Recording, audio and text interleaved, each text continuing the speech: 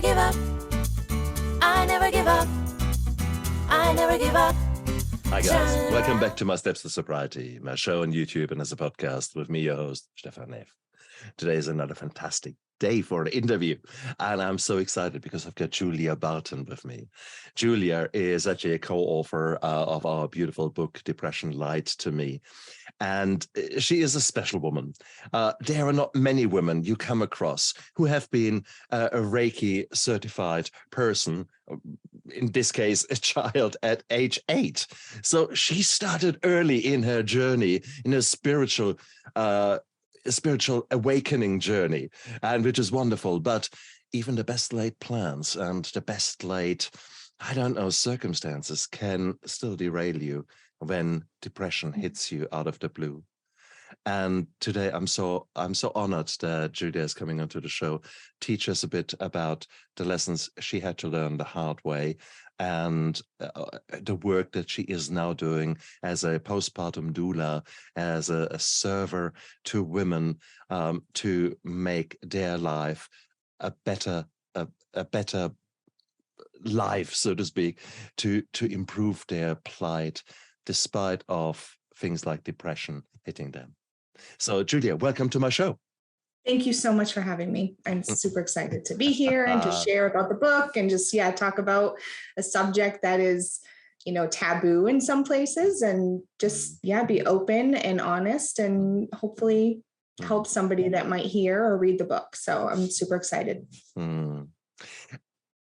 Tell us a little bit about your childhood, because that is really just setting the scene. So obviously your parents must have been very well into the spiritual realm and well connected with their bodies. Would that be fair to say? Mm-hmm. Yeah, I would say so. My mother kind of went through, I'm not going to speak for her, but in my view, as a child, went through a sort of a rebirth, when I was younger, and went on to a more spiritual path. Her childhood wasn't the best either. So she really made a point to do differently, to be differently, and to just do things differently the way that her parents did. So she went down this path of just being more aware and, using different modalities. We also grew up in a holistic household using herbs and teas and medicinal medicines and homeopathic medicines, and using Reiki as well, energy work, as different modalities of healing. And it was very different because I grew up in the 80s, and there wasn't much of that. I mean, she had a circle of friends that was into that, but as a child, there wasn't many children that I knew that kind of grew up in the same kind of atmosphere. So it was hard at times because, not a lot of people didn't really know that kind of lifestyle. So I kind of hid it a little bit. I wasn't forthcoming and open about it, when you go to school, because it is, it's kind of weird to others, especially that long ago. So, And let's distinguish that. I mean, some people, some viewers or listeners might think, hippie, flower power. Well, that was really the 60s and the time of free love and things like that. That is probably not what we're talking about here, because hippie free love and trying to smoke or drink or have everything that moves, that's not what we're talking about. We're talking really the exploration of the soul and exploration of the spiritual, world, to say it like that. I think the reality is that there are so many things out there that we don't know about. And we are only in the last 10, 15 years, I guess, have become to realize that actually energy healing or energy pathways within the body are actually very much a real thing, that we can use many modalities to actually modify how our brain works, how our parasympathetic nervous system and sympathetic nervous system coexist, those kind of things. There's so much there that we actually can do. So that's beautiful. So your parents were essentially a trailblazer, a trendsetter in the 80s. Yes, definitely. Wow. Good on them. Now many kids have drumming ceremonies or Reiki parties. Yeah. Like it was very different, but it was fun. That's how I grew up, and it was, all that stuff came natural to me, and just feeling energies and just being in that world. So it worked for me. So maybe there are quite a few people out there who actually have no clue what Reiki is. How would you describe that to someone? Yeah, so Reiki is basically a modality of healing that uses universal energy. So the universe has energy, we have energy, energy surrounds us. So there's all this bountiful, beautiful light energy that we can tap into to help us heal. And I want to also mention that it works best with a mixture, Eastern and Western medicines. It's there are people that just do certain things, but it works well with Western medicine as well to help in areas that might not help, especially if there's I'm not going to get too much into chakras, but a lot of time that's basically like different energies in different parts of your body, and energy work can kind of help heal those different areas. If you're having different ailments, sometimes it can be an energy block in one of those areas. Like if your throat chakra is blocked, sometimes you get really sore throats, you have tonsillitis, or, so many different things. And sometimes it can mean something deeper. And using energy work can help clear that, and also use it for protection. I did that a lot as a child because I was always scared. I will admit I'm still kind of scared of the dark. So I use that as like a protection as well. So there's so many different ways you can use it. There's no right way or wrong way. I really tell people to kind of use it and perform it as it feels good for you. And the other thing just to point out is it's not energy from me or from you. Basically, like I said, it's universal energy. So it's not like I am healing somebody. It's energy that I'm using to funnel into somebody to help them. So it's not my energy. I'm not the one that's like actually healing them. So if that makes sense. Absolutely.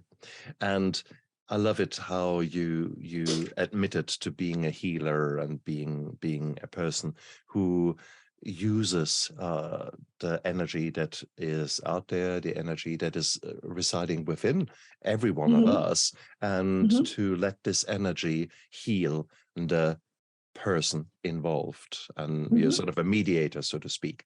And that is actually beautiful. I've had also the honor of being the recipient of such healing sessions and a variety of healing modalities. And it is the most strange experience. There are some healing sessions where I just float out of the session, and it is definitely things happening here. So it is actually a very powerful thing. But I mean, in all fairness, a hypnosis session is leaving me in the same thing. So there are many ways, and I'm sure that someone who does deep meditation or who does prayer, really intense prayer, will be able to achieve similar states. So there are various ways to achieve those beautiful states of intentional living, of serenity, of calming down the chaos that is often within our soul and our brain. So here you are. You have been exposed to all these beautiful things and being practicing that basically for 20 years. And then pregnancy comes and you're all beautiful. Yes, I gotta be a mummy. And then what happened? I am. So I had my son first, everything was fine, but my second child. And that's when depression hit me, and it took me several months for me to figure out what happened. I had no history of depression or anything like that. And, my story is a little different because my depression wasn't healed by medicine and therapies as it can work for so many people, and it can really help and make a difference and get them out of that depression. I tried that route, but it just didn't work. I just realized it was more for me. It went deeper. I had to go back. So I had that great childhood, but along the way, like I said, it was kind of embarrassing to say how I grew up and what we did as a family, and how we did things differently. And I started to hide that side of myself. Not that I didn't meet some great people. It's just hard as a child. As you know, being a child, you don't want to be made fun of. And you don't want to be different. So I hid that. And as I got older too, in my 20s, again, I wasn't around a lot of people that understood that thing. So I kind of changed myself to morph into whoever I was with. And I became a perfectionist. I became a people pleaser because I really wanted to be liked and feel worthy. And I kind of took on those roles as people pleaser and perfectionist for me to seek that, what's the word I'm looking for? Acceptance. And I went on like that for so long that this depression was my wake-up call. Like, hello, like you cannot live like this. It's not good for you. You need to be authentic. You need to be yourself. You need to show your true colors. So that way you can just feel free. And that's ultimately what my depression was. I had to heal from becoming this person I really didn't know anymore, and become that child that I once knew with all those gifts, and to share those gifts with people and use that. And the right people will come, and I'll attract the right people, and I will befriend the right people. And I'm here, and it's all happened. It was not easy. Being from not wanting to be here on earth, I can say that many thoughts of not wanting to be here, and just thinking that I had done nothing with my life that was worthwhile, that nobody would miss me. Like when you're in that state of depression, it lies to you. I mean, it tells you all these things that aren't true, and you believe them. And it's hard to get out of that. But if you get to that point where you realize you get help, you can. All the women that are in this book were all proof that you can come out of it. And, you're never gonna be, every situation is different. You might not be like what you were before, but you're going to grow into something different, and you're going to bloom in a different way that's right for you and right for that moment. So, just to know that, like, I did this too. I'm like, I want to be who I was before. Like, I want the old me back. And when we do that, it brings us down that road that is just going to be disappointing. Either way, whether you're a mother or you're not a mother, because you're never going to be the same person. You can only grow into something different and make yourself better. So I just want to throw that out there. That was a huge revelation for me. You're never going to be the same. You're never going to be that person you were. So let's look into the future and hope for a better person ahead of us instead of what was behind. Sorry, I just rambled. No, that's beautiful. No, that's absolutely beautiful. Because what you're alluding to is really post-traumatic growth, not post-traumatic stress. And it is a privilege to go through that transformation, because it actually changes you. It brings you out a very different person, a person that has grown, has become stronger, more resilient, and you have had life experiences that others have yet to experience. So it is a gift with hindsight, but it's so often that this gift is definitely not recognizable as such when you're going through it. Yeah. When you were in your darkness, how did it manifest? Was it really a quiet darkness, or were you angry, or what were sort of the predominant kind of feeling that was going through your head? Yeah, I think it was a mix. I would have moments of rage and just anger, and just not being able to have any control. Little things would set me off. Like I said, I was a stay-at-home mom with a 3-year-old, a newborn, and it's stressful. It's the second time around, and having both at home and not having the help and support that you need. It's just like, it's really hard. So it showed its way in that I did a lot of crying and just releasing, just sobbing of just, I can't do this anymore. Like, just almost every day I'd call my husband, and he was the greatest support. He was there for me. He was like, when my mother wasn't around, we're kind of estranged right now. We're not in each other's lives. So that really hit me, not having that mother there to help me. So my husband kind of acted like a husband, a friend, my mother. So he had a lot of roles, and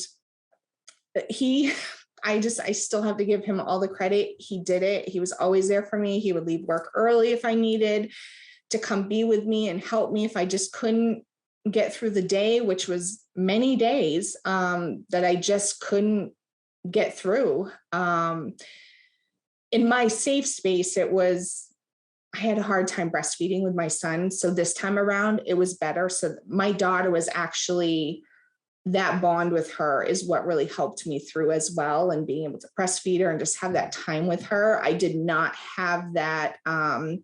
Some people associate postpartum depression with you not bonding with your baby, which does happen to some people, but that's not always what it is. So I had a great bond with her, and our time together really helped me as well. And being able to do that and have that with her was important to help me get it through it. I will ask now quite a derogatory and stupid question, and forgive me for doing so. We both know it's stupid, but some people have no clue about Reiki and no clue about depression. They might actually ask that. Why did you not heal yourself? You're a healer. Yeah. Why don't you heal yourself? Yes. Healers need healing. Yeah. I mean, it's for you to be able to be in a place to use your ability to heal, you have to be in somewhat of a good space yourself. If you have a lot of turmoil or you have a lot of stuff or blockages, it's hard for you to funnel that positive energy to help others or to help yourself. So I did not have that ability for that specific modality, but I did have the ability to recognize and to be very in tune with myself and my soul, to know that this was more than just a clinical depression for me. I in a way, I mean, it wasn't like a hands-on Reiki, like light healing, but it was in a way of knowing deep down what it actually was. And for me to find a way to be able to heal and have somebody else help me through that healing process. Does that answer? Yes. No, it does. It does.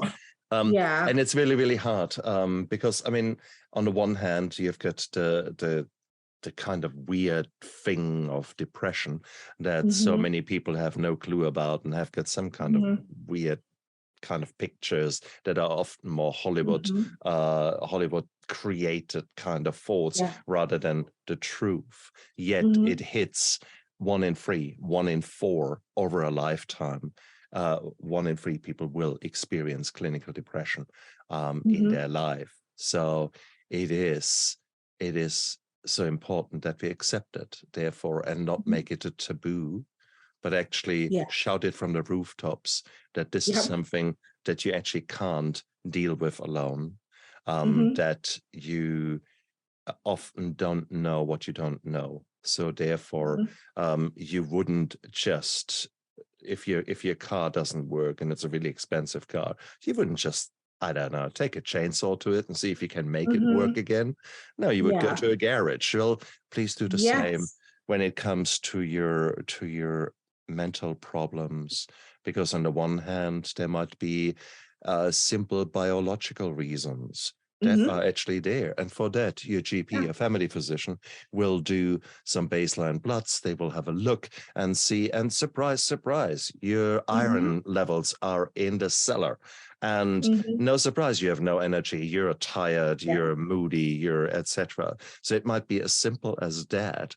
When it comes to you creating this beautiful 3-4 kilogram of new life, imagine a little garden producing shitloads of veggies. I mean, it's a bumper crop after bumper crop. Can you imagine that after a while, the earth is pretty much stripped bare of anything that is needed to grow? And could you now extrapolate that you as a woman who has just given birth, not just to one, but to 2 children, that maybe your shelves are bare, and that maybe you need to do something about it, not just eat shit, but actually really look after your vitamins and minerals and trace elements, etc. So there are so many things, and that is where just the biological side, the Western medicine side, or the functional medicine side comes in. Then, so that's on the one hand side. So guys, please, if you're in the doldrums, if you're constantly angry, just make an appointment with your GP and actually get the basics sorted. And before you strive for spiritual enlightenment.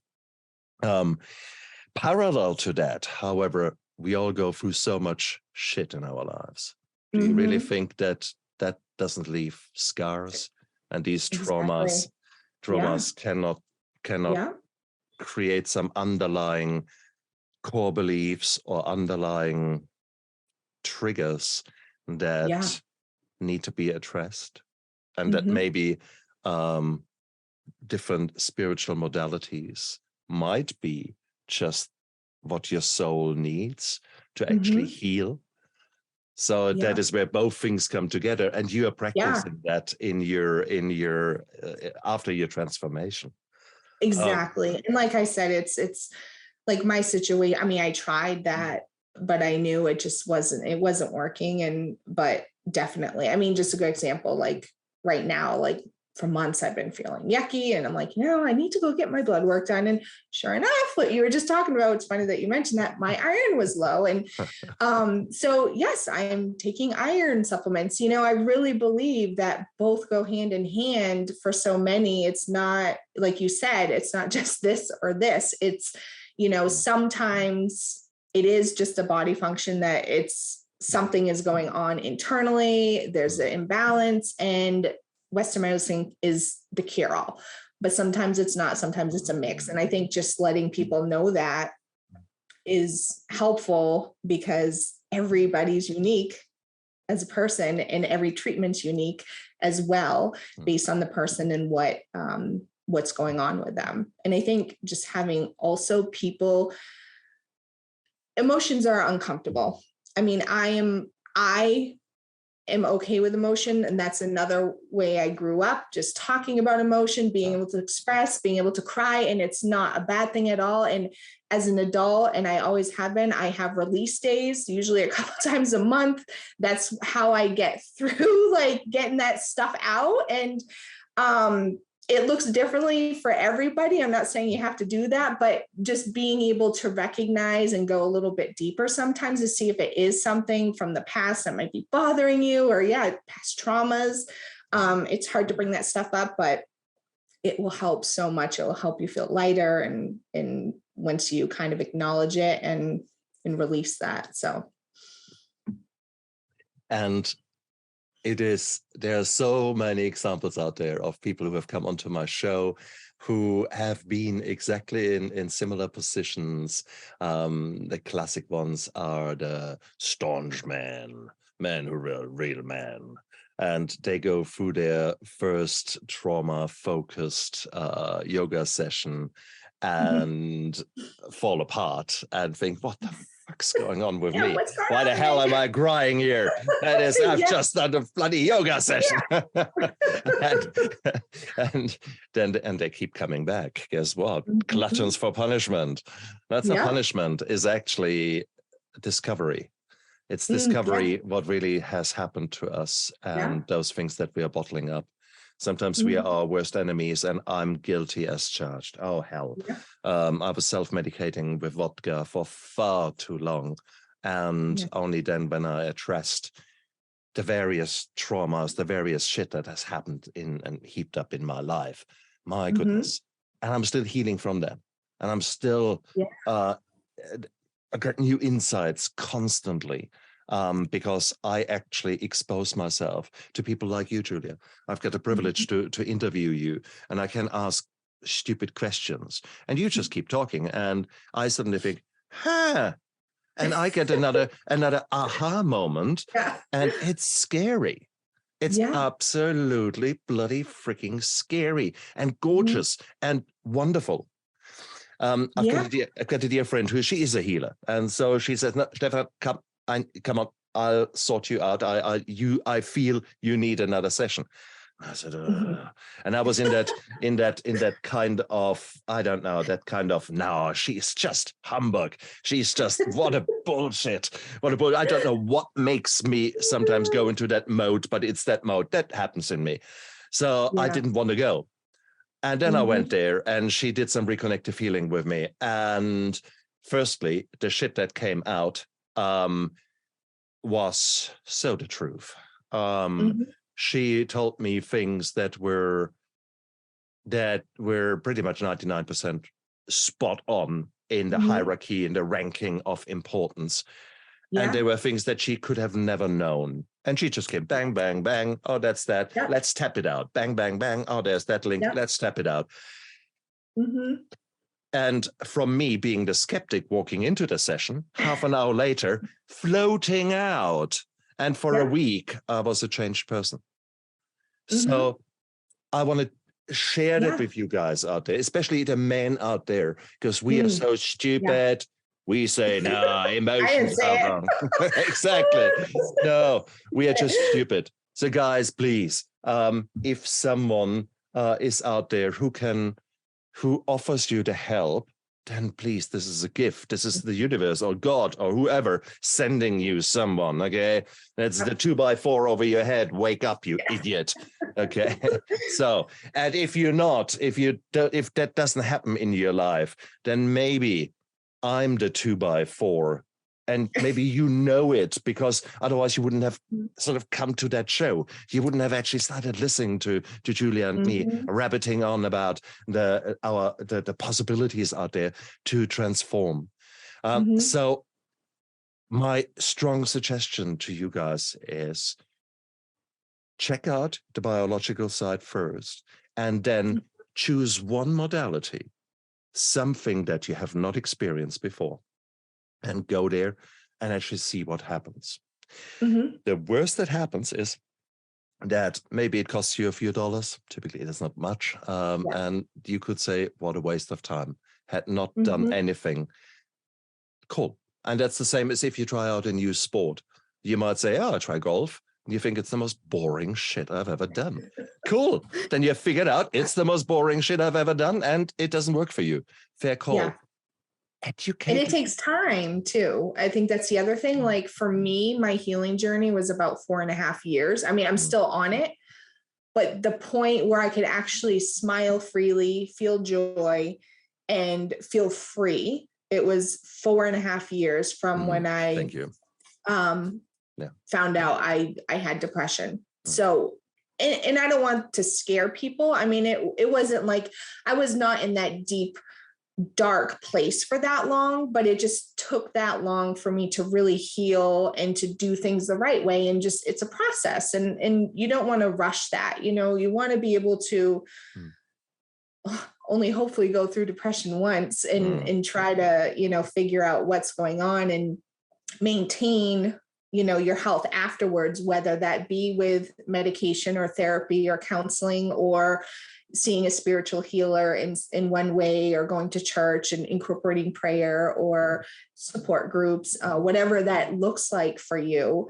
It's going to be an ongoing healing through pretty much for the rest of your life. And that's okay, because that just means you're growing, you're getting better, and you're being more yourself and being more authentic. And you'll be able to see triggers. You'll be able to see when you might not be feeling great again. You'll really be in tune with yourself, and that will help you down the road with feeling better and knowing and recognizing things that might come up. You just said a lot of ors. You can do prayer or this, or I would say ands.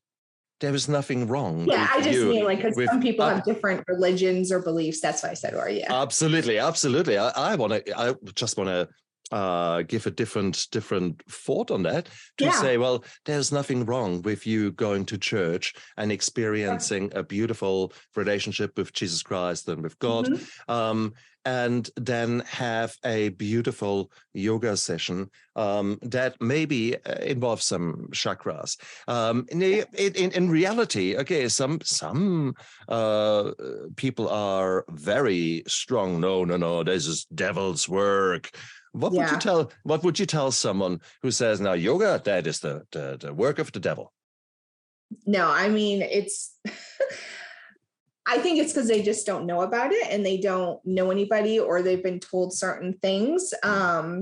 And all that stuff to me is just light. I mean, all the people I know that are into those different modalities, they have a great awareness of themselves. They are mindful, and in turn, when you're mindful and you're aware of yourself and how you feel and the way you do things, you're in turn treating other people better as well. And spreading that light and that awareness is what this world needs more of, to be honest with you, instead of that hate or assuming certain things are devil's work or dark. Just taking a chance and looking into it, and being able to have an open mind is so important. I mean, just look at our history and what the wars and all this fighting is. It's just because people are closed-minded, and they believe what they believe, and they believe what they believe, and they just can't find a middle ground. I think we just need more middle ground. And I do agree with you. There's nothing wrong with doing each and every one of those things. And we should feel free to be able to do that without restrictions or judgment, or feeling like we shouldn't be able to. And always recognizing that there are multiple facets to us and multiple layers to our onion, both as far as trauma is concerned, as well as the healing is concerned. And maybe we shouldn't call it healing. Maybe we should call it growing. Maybe we should call it in a different way, or look at it in a different way, because trauma has happened to you, and for some of us, there was shitloads of trauma. It is what it is. But does that trauma really define us, or is that just that what you needed to be pushed so far outside of your comfort zone that you now are intentionally living and making changes and taking not your life for granted, but every minute, every second, making choices that hopefully lead you towards a better life, compared with maybe leading you into a more likelihood of depression, doing certain behaviors that you are not proud of, abusing alcohol, abusing drugs, etc. So it is your opportunity to grow, your opportunity to explore. And I think that is Julia, you have been in that, you have been soaked into that kind of these opportunities from an early life. Many of us have not, but we are exploring aspects of that down the line. And for me, it is always amazing how different modalities, different healings, different ways of addressing my spiritual well-being, how my body responds to them. And more often than not, I feel improved, I feel calm, I feel serene, and it's just so beautiful. It's a lovely, lovely feeling. And that feeling is very hard to get in other ways. There are not many drugs that do that. And if a drug gives you that, then it's probably not the right drug for you to be on. Okay. That's why we've got an opioid crisis in the United States. That's where all the oxycodone issues came from in the 90s, 2000s. So let's be quite clear. And it's not the first time. I mean, Mummy's Little Helpers, the benzodiazepines in the 70s that were dished out left, right, and center. Oh, that was exactly that. I feel so good. I remember my mum sitting there having that diazepam, washing it down with a glass of wine. Oh, I feel so good. I feel so good. And you just think, and that was normal. That was the 70s, for crying out loud. So, these are false friends, guys. Okay. But how about some true friends? How some true friends who actually can guide you there? Would that not be nice? Yes. Oh God. Yeah. Julia, Yes. what would you tell a loved one? What would you tell the husbands of women who are going through postpartum depression? I mean, you said yourself, your husband was such a strength to you. Yeah. What would you tell someone who has suddenly found himself in bed with a royal bitch who just rips his head off left, right, and center? He can do nothing wrong, nothing right. Sorry. Yeah. Yeah. I think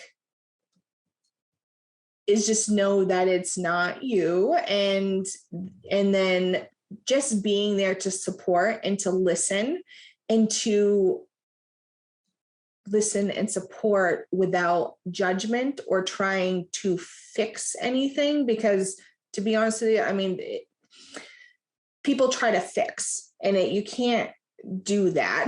It doesn't work, especially for someone that is in that depression. It's almost like you're not there. You're living in a totally different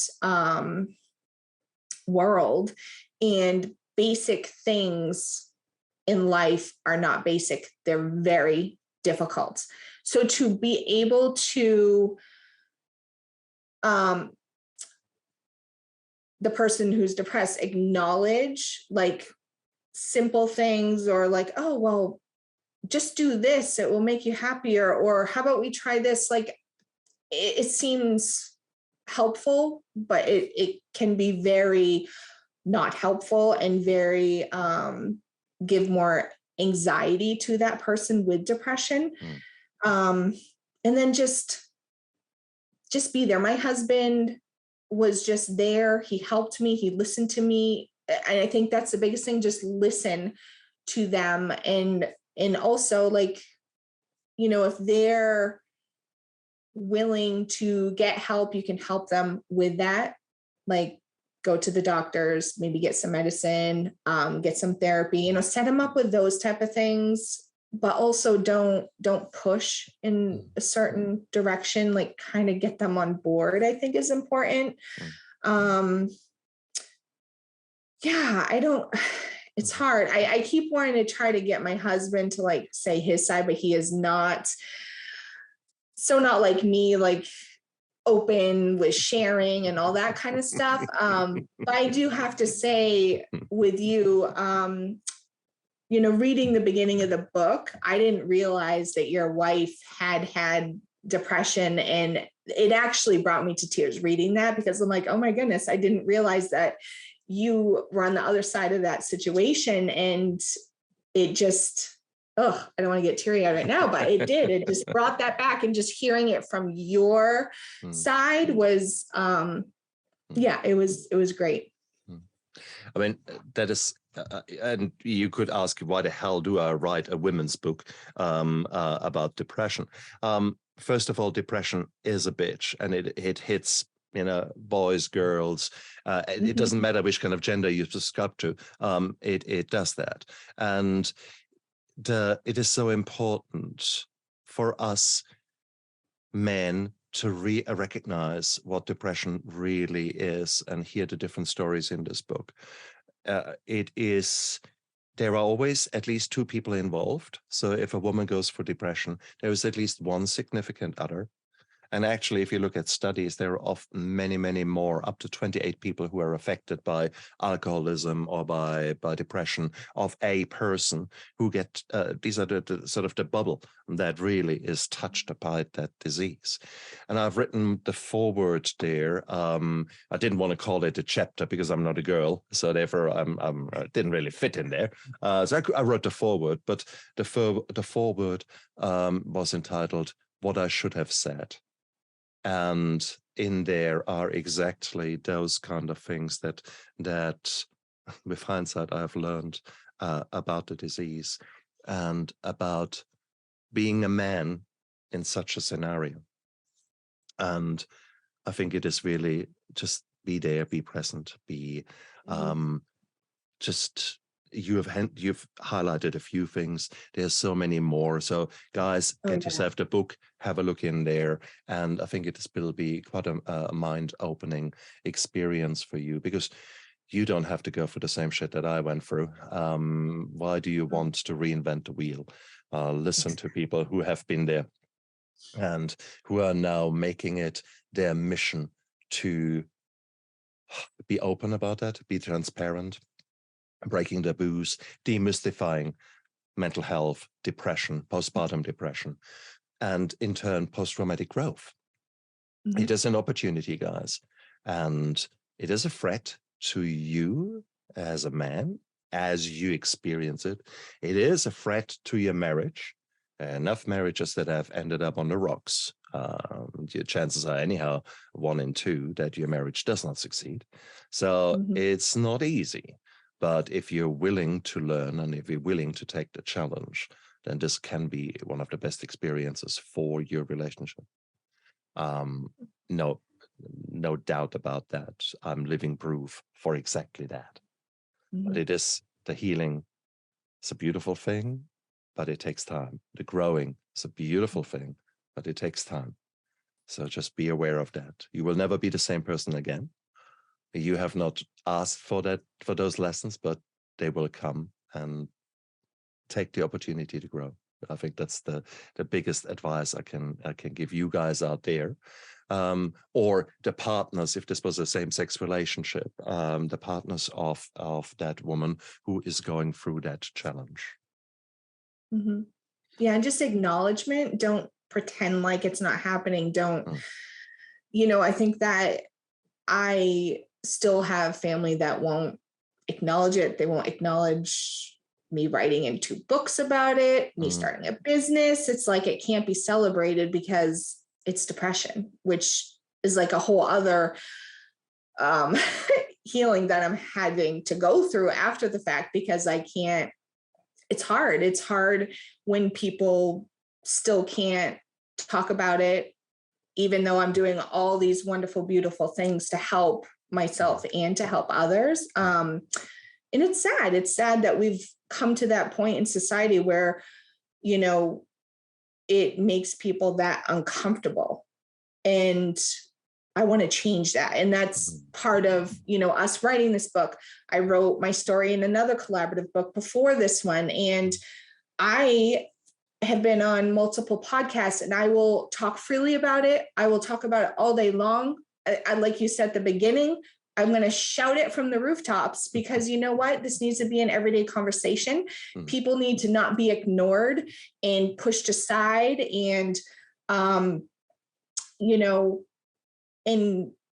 not be acknowledged because of this happening to them. That is the worst thing that I have found that I've struggled with, is for people not acknowledging it and willing to help or even support, even though they don't know how to. And I think that's like part of the educational piece that I want to do in the future, is just be able to give pointers on how people might be able to support people. And it's just very little things, to be honest with you, because you're not going to heal the person. There's very little that you can do, but those little things are huge to them and in their world. And basically acknowledgement and support and just being there to listen are 3 huge things that you can do.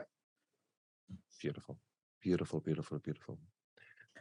Julia, you're an amazing woman, and thank you very much for your openness, for your willingness to be authentic and to be honest about it. Your journey is quite unique, and it is beautiful to hear, and we all can learn so much by just listening to such stories and taking the lessons on that others have learned the hard way. How beautiful is that we can actually just open our own minds and therefore grow by simply listening to this podcast or watching a YouTube channel. It is wonderful. These are unique opportunities, and you all have got the same amount of seconds in the day. So each and every second, you've got a choice to make. if you want to grow, or if you want to just hang out, do nothing, let the world move around you without you, well, maybe, do a bit of Candy Crush or something like that. Or, yeah, you have good choices to make. And I invite you to come on board on this beautiful journey that Julia and I are on. Julia, of self-improvement, of discovery.